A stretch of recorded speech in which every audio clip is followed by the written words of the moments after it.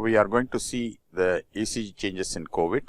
So, when we are in the midst of a very severe and very dangerous pandemic, there are a lot of questions about cardiovascular system and also the ECG changes in COVID infections.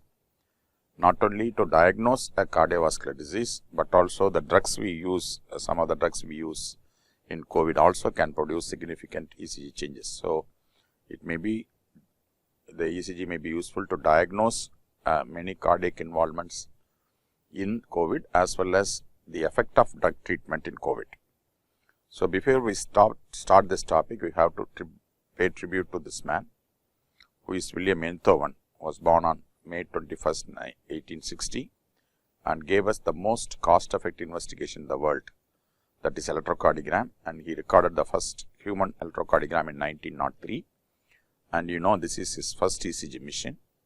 And see, the poor assistant of William Einthoven has to put his hands inside a huge pot of saline, which stood as electrodes those days. We use sleek metallic plates today, but those days the electrodes were these huge tanks of saline.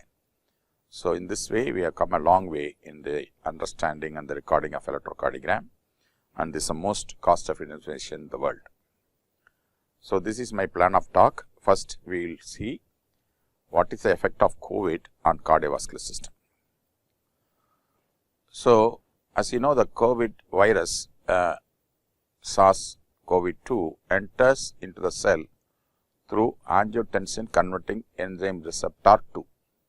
So, this receptor makes the virus to go inside the cell, and once the virus goes in the cell, virus gets multiplied and produces lot of changes in many organs. The most important problem is the inflammation, an exaggerated inflammation which can produce significant immunological activity, and ICU2 by entering the heart itself, it can produce significant abnormality in endothelial cells of the vessels.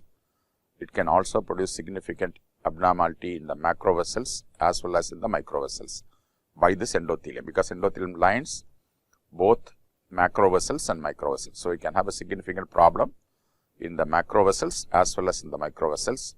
So, because of this, there is a significant decrease in supply to the coronary supply to the myocardium.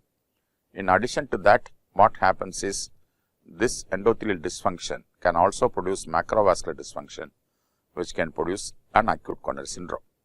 So, there is a significant ischemia and the microvascular problem. There is also macrovascular obstruction because of the endothelial dysfunction.